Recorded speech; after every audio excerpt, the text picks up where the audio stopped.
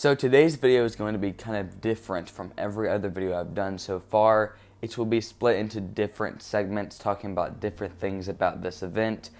It's pretty different from all the other ones we've covered so far, and I think it's definitely something worth talking about, seeing how big of an event it was and how much it actually changed the course of history. The facts.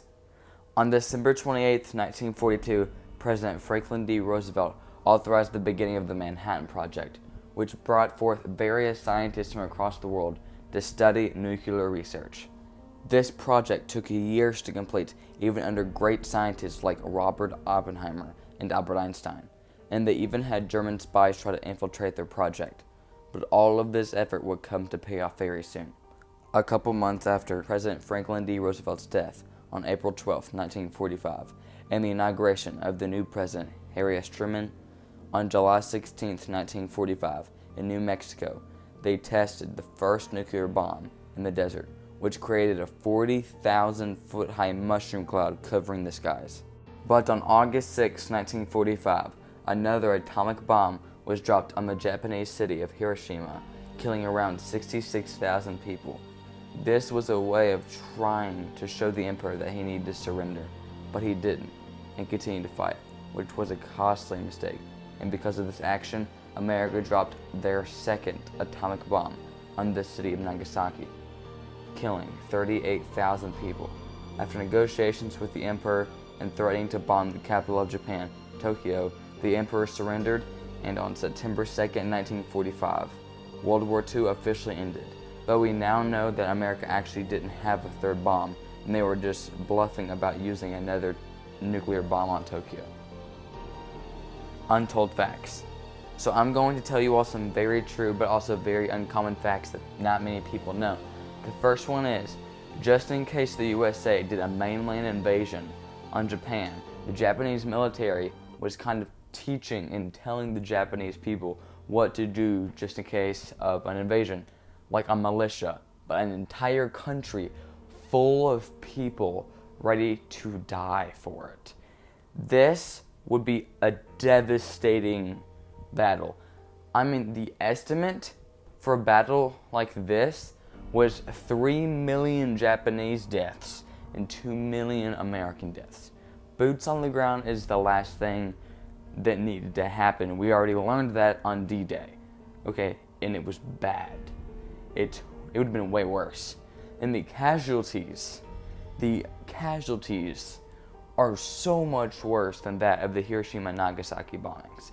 Though it was really bad, if a mainland invasion on Japan happened, way more Japanese people would have died and way more Americans would have died. Okay, it would have just been so bad, and not many people know about this.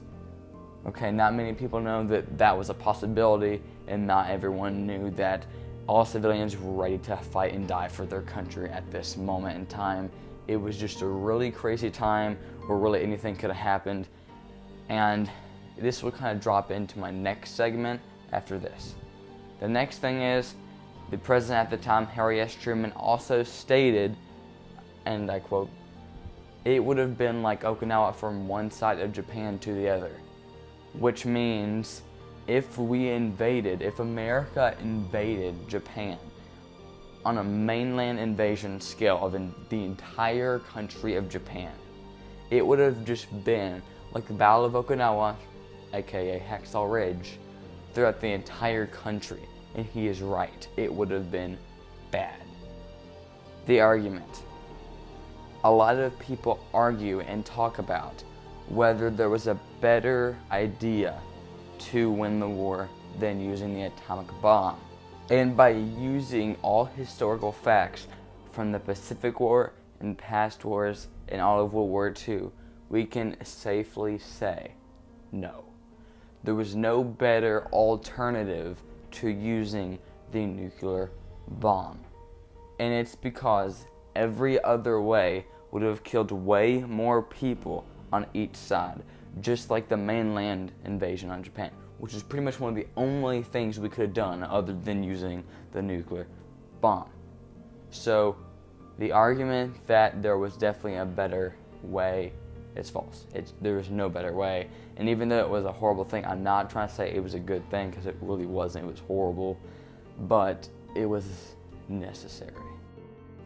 Was the atom bomb necessary? Yes. As I brought up in my last segment, it was truly necessary to save lives. And that sounds weird because thousands of people died in those bombings. But compared to the amount of people that would have died in all the other alternatives, this saved lives on both sides. Okay, it really did save lives. And there was no better alternative. It was a bad thing. It was horrible. A lot of people did die, but compared to the other options, it was the best option. Hope you all enjoyed today's video, and I'll see you all in the next one.